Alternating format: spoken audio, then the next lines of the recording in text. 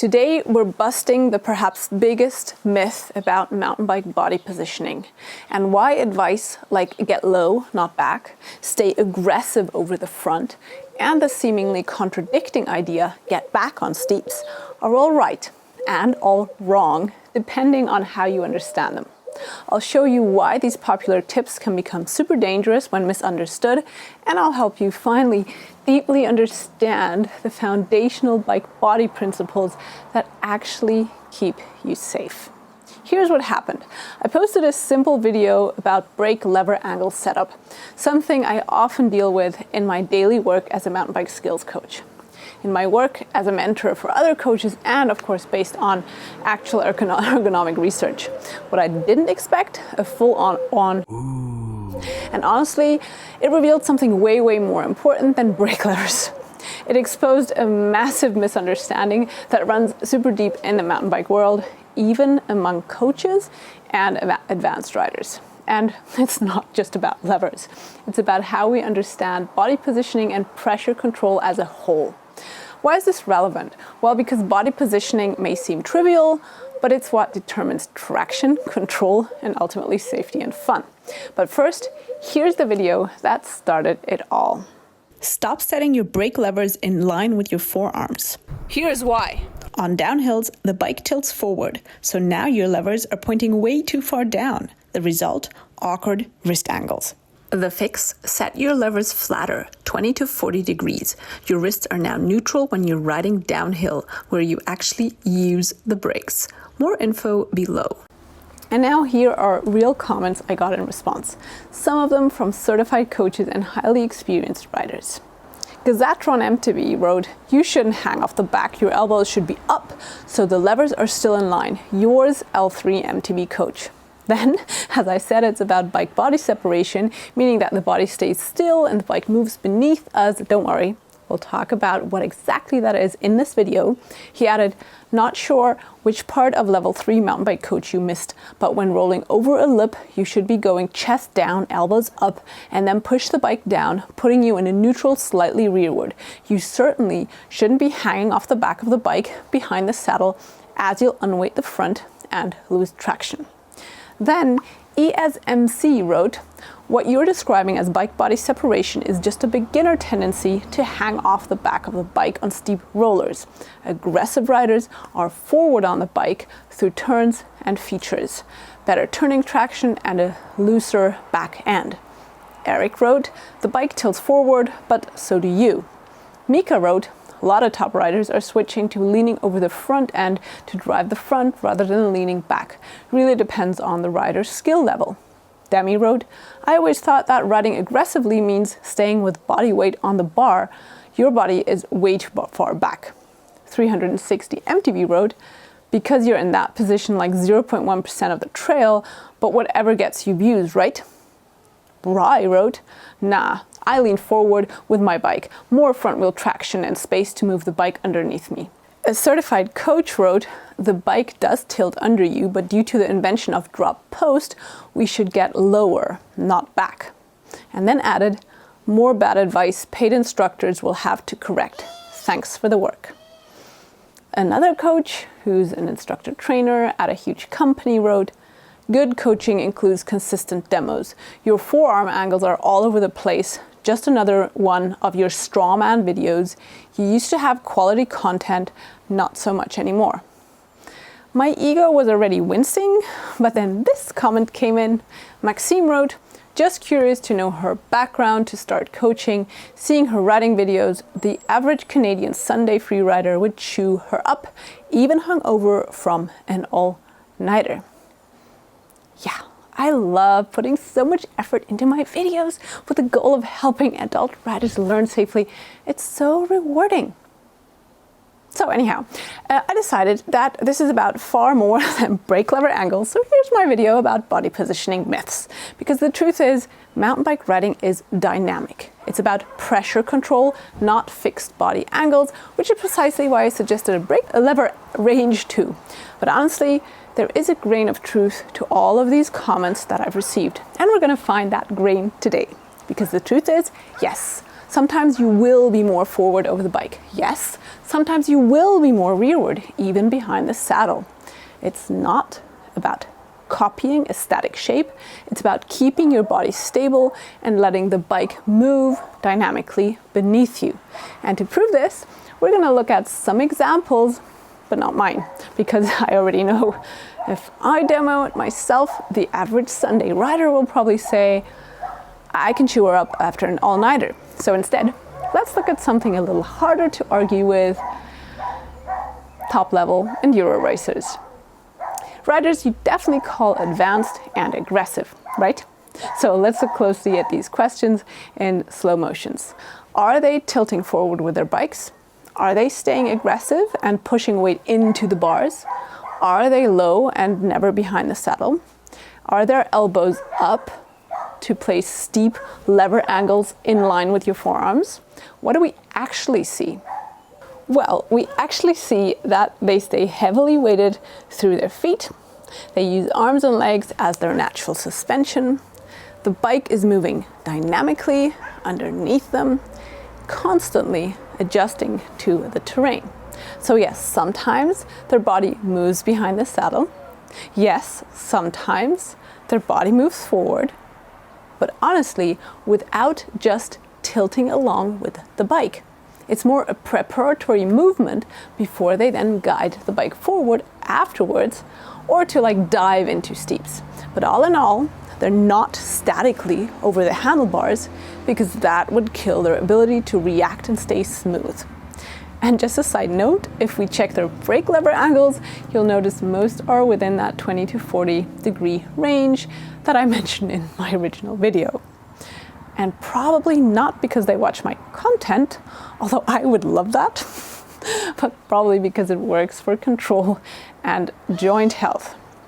So, of course, pros are not always perfect role models for everything we need to do, simply because they have extreme fitness, reactions, and bike handling skills, and they'll probably ride way faster than we hobby riders ever will. But basic physics doesn't change whether you're racing Enduro World Series or riding your home trails, because bottom line is mountain bike riding is dynamic. It's about pressure control, not fixed body positions. So next up, what is this pressure control thingy she keeps talking about? Well, pressure control is the fundamental physics behind two things every mountain biker dreams of: traction and rollover ease. In simple terms, pressure control means managing how much force you put into the ground through your tires and adjusting that force constantly depending on what the trail throws at you. If you manage pressure control well, your tires stick to the trail and roll smoothly over obstacles. If you get it wrong, you either slide out or you get stuck and fly over the bars. So let me say this again. You're good at pressure control, then your tires stick to the trail and roll smoothly over obstacles. So how, Roxy, please, how do I do that? Well, by turning everything you hear in this video next into muscle memory, by practicing these principles with step-by-step practice and pro feedback to avoid ingraining bad habits in a safe environment. If you want to do that, then check this link or the link in the pinned comment. So how do you ensure your tires stick to the trail and roll smoothly over obstacles? Well, maybe you've heard the phrase heavy feet, light hands before. Well, let's break down what that really means. When you're fully weighted through the pedals, your center of mass stays right over the bike's pivot point, the bottom bracket, because your feet are connected to the cranks and the cranks are free to rotate. The bike can move naturally underneath you, absorbing bumps, tilting and adjusting to the terrain without forcing your body to move with it. But if you hang or lean onto the handlebars, you connect yourself rigidly to the front of the bike, which is not free to move, unlike the cranks. So now when the bike moves, your body gets pulled around with it. That stiffens the front end and it forces you to fight the terrain instead of flowing over it. And that's what kills traction and rollover ease and of course your fluid control on the trail. So, but Roxy, I need to stay over the front for traction, right? Well, watch this. If I load the bike at the center, you'll see that both the fork and the rear shock compress together, meaning both tires are weighted without needing to lean onto the handlebar. And let me show you this with a scale. If I step onto a scale with evenly weighted pedals, you'll notice my hands are light, yet my front wheel still shows about 28 kilograms of weight. So traction on the front wheel doesn't need to be generated by pushing into the handlebars. Baseline traction is set from simply being weighted through the feet equally. Baseline traction will depend on the bike's geometry and of course the frame size. So yes, some modern geometries may need a little adjustment of this baseline weight distribution for optimal traction. But now I'll show you how only subtle, like super subtle movements will majorly, like really majorly influence the weight distribution on the tires and therefore traction. Watch what happens when I shift my body weight just a tiny little bit back. My front wheel gets lighter and traction on my front wheel thus decreases. How would you notice this on the trail? Well, your front wheel could start getting wobbly, you could not be hitting the line you intended to hit, and your front wheel could get bounced off of obstacles like from, for example, rocks or roots, or it could lose traction. The opposite happens if I shift my weight forward into my hands just a little. Watch this. The front wheel gets heavier and traction on the front wheel increases. But, hear me out, there is a major downside. When I overload my hands, apart from being jerked around by the bike in chunky terrain, as we've already learned, I also run the risk of going over the bars, especially at slower speeds. Why is that? Because increasing the weight on my front wheel doesn't only increase traction, it also significantly increases rollover resistance. That means the front wheel doesn't roll over obstacles as easily anymore. It gets stuck against bumps, against roots and rocks, etc., instead of smoothly rolling over them. Here's a short but heartfelt thank you to the people who made this video and most of my content possible, my patrons. If you want to help me keep creating videos like this, then support me on Patreon. The link is here and below. If you don't believe me, try this. Look for an obstacle like a curb or a rock that is fixed and place your front wheel up against it at a 90-degree angle. And then you just push against the handlebar. Like people always say, you need to weight the handlebar. You need to get low and you need to weight the front. So if I weight the front, I can do whatever I want and my front wheel is going to get stuck on this obstacle. Of course, people are going to say, oh, you just need speed. So yeah, if I roll up with speed, same thing happens. I get stuck against the obstacle. If I have enough speed, it may at some point work, but the question is, do you really want to compensate, let's say, ground laying physical principles with speed, or do you maybe want to find something that works even when you're not fast? And here's the solution. So, as you saw, I can do what I want. I'm not rolling against this. It's like pulling the brakes, although I'm not. Now I'm taking 2 fingers, putting them behind my cranks, pushing my bike forward again. Whoop! Feels like magic. Spoiler, it's not, it's physics. We don't need to go into the details, but what matters for you is you bring your body weight, the heavy mass, into the cranks. The bike will roll over obstacles. The front will roll over obstacles like magic. It will smoothly roll over obstacles. You're weighted too much in your hands. When your front wheel hits an obstacle, you're gonna get stuck. And in the worst case, you're gonna end up flying over the handlebars. I've seen it so many times. That's why it's so important that you stay heavily weighted through the feet with light hands nice and reactive in your arms, absorbing those bumps to avoid getting stuck. So how does this actually look and feel on downhills? And why is there a grain of truth to moving back on steeps? Well, let me show you right here. On this roll down, this is one way to roll it safely. You get low, you let the front wheel drop in, the bike tilts forward beneath you, and your arms extend naturally. And if we watch this again in slow motion, you'll notice something important. I'm not actively moving rearward, I'm simply getting low and allowing the bike to tilt forward underneath me. So yes, very much like this commenter said, the bike does tilt under you, but due to the invention of drop post, we should get lower, not back. Well, so yes, thanks to dropper post, we can now get lower rather than having to slide back awkwardly, but we still need to be behind the saddle if we want to stay balanced. Because look at my hips, they do end up behind the saddle. Where's my center of mass though? It's still centered over the bottom bracket. And that's why I'm not too far back. I'm exactly where I belong for maximum traction and minimal rollover resistance. And where are my wrists?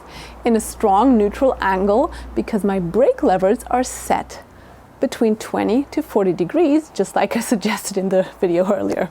So if my brake levers were steeper, I'd have to reach down awkwardly, my elbows would flare out.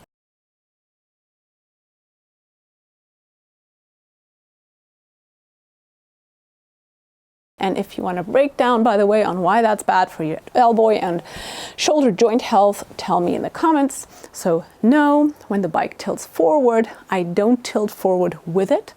The bike moves away. The body stays stable. And that is bike body separation. And it's the absolute foundation of riding steep and chunky terrain with control and confidence, just like we've already learned earlier in this video. So, no, dear ESMC, bike body separation is not a beginner mistake, the beginner mistake of hanging off the back. It's a crucial skill for staying safe on technical terrain and for keeping your tires connected to the ground without going over the bars. So if we look at the pros again, some of the most aggressive riders out there, what do we see? The saddle moves forward beneath them. Their bodies stay stable. So why do people think aggressive riding means staying over the bars? Because when top riders get low and guide the bike forward, it may look like they're leaning over the bars. But really, it's controlled pressure management, not just shifting body mass forward blindly. And also, yes, there's also this part. You can intentionally add more pressure to the front wheel when you want. For example, like when I'm rolling a steep rock slab and I want to increase traction on the front wheel, I will get low, I will tilt slightly with the bike, and I will intentionally add more pressure to my hands, but only because it's smooth and grippy and there are no big obstacles. So the moment I hit a rock or a root or chunk with my front wheel, I have to release that pressure again, returning to being fully weighted through the feet so that the bike can cleanly roll over that obstacle. And also if I'm not braking and rolling steep chunk, I can stay a little more forward. Truth is, as long as the terrain is smooth, it doesn't really matter whether you're weighted in your hands or not. You could even ride no-handed and juggling. Well, I can't, but he can. But as soon as the terrain is chunky, you need to be fully weighted through the feet, stabilizing the front wheel, but not leaning onto it, which is precisely why many racers, by the way, do not have the often promoted flared elbows, but they have the tight elbows stabilizing that front wheel. Because smooth controlled riding is about dynamic pressure control, allowing the bike to move, which will cause the bike to tilt forward or backward depending on the terrain. It's not about fixed body positions. You're constantly adjusting depending on the terrain, the traction, the forces acting on your bike. Pressure control is the true secret between traction and rollover ease. And misunderstood advice like stay forward can be super dangerous if copied without context.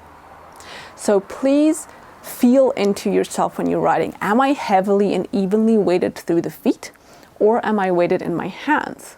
And if you are weighted too much in your hands and you're hitting chunk, then you better bring your weight back to your feet with the nicely dropped front heel and use your arms and legs as your suspension. If you want to find out more about the foot wedge and why not to drop both heels, then make sure to watch this video. And if you want to get tips directly to your inbox, then you can sign up for my newsletter right here. Thanks for staying till the end. Much love and goodbye.